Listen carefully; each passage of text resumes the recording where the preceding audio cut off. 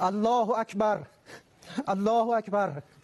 من المؤمنین رجال صدقوا ما عاهدوا الله علیه فمنهم من قضى نحبه و منهم من ينتظر و ما بدلوا تبدیلا. انا لله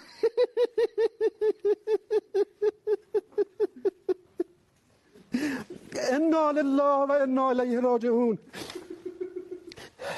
بعد از عمری مجاهدت حسینی و دائمی و خستگی ناپذیر، روح بلند و ملکوتی کوه نستوه ولایت، پدر مهربان امت، رهبر و امام مسلمین حضرت آیت الله العظمی سید علی حسینی خامنه‌ای در راه سربلندی حرم جمهوری اسلامی ایران شهد گوارای شهادت را نوشیدند و به ملکوت اعلی پیوستند.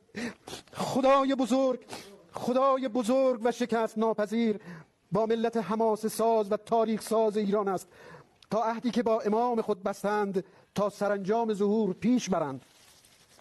یقینا در این برهه تاریخی قطب عالم امکان حضرت بقیت الله الاعظم ارواحنا لتراب مقدم الفدا مولای ما ملت مظلوم و مقتدر خود را کفایت می کند تا با تبعیت تام از ولی فقیه شرعی و قانونی مسیر باقی مانده تا قله سربلندی را با وحدت و اقتدار به پایان رسانند و پرچم این انقلاب را به دستان با کفایت ایشان تقدیم کنند. به روح بلند امام راحل و خلف صالحش، قائد اعظم، شهید و عظیم الشأن حضرت آیت الله العظمی امام خمینی، حضرت آیت الله العظمی امام خامنه‌ای درود می‌فرستیم.